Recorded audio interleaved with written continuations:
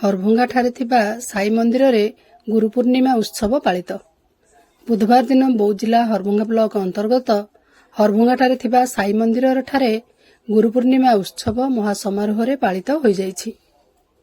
ପ୍ରଥମେ କାକଡ଼ ଆଳତି, ସୂର୍ଯ୍ୟପୂଜା, ସାଇ ଅଭିଷେକ, ମହାସ୍ନାନ ଏବଂ ପରେ ହୋମଯଜ୍ଞ ଅନୁଷ୍ଠିତ ହୋଇଥିଲା। ସାଇ ସେବା ସଦନର ଆବାହକ ଚିତ୍ତରଞ୍ଜନ ସିଂ ଓ ତାଙ୍କର ଧର୍ମପତ୍ନୀ ସ୍ନେହଲତା ସିଂ କର୍ତ୍ତା ଭାବେ ଦାୟିତ୍ୱ ତୁଲାଇଥିବା ବେଳେ ପୂଜକ ଭାବେ ଲବଚାନ୍ଦ ଓ ଶିବୁ ଦାସ କାର୍ଯ୍ୟ ସମ୍ପାଦନ କରିଥିଲେ। ଏଥିସହିତ ସାହି ସଚ୍ଚରିତ ପାରାୟଣ ଏବଂ ସନ୍ଧ୍ୟାରେ ସନ୍ଧ୍ୟା ଆଳତି ହୋଇଥିଲା। ଶେଷରେ ଅନ୍ନପ୍ରସାଦ ସେବନ କରାଯାଇଥିଲା। ଭକ୍ତ ଭକ୍ତିମୟ କାର୍ଯ୍ୟକ୍ରମରେ ହରଭଙ୍ଗା ଅଞ୍ଚଳର ବହୁ ସାଇ ଭକ୍ତ ଯୋଗଦେଇ ଆଶୀର୍ବାଦ ସହିତ ସାଇ କୃପା ଲାଭ କରିଥିଲେ।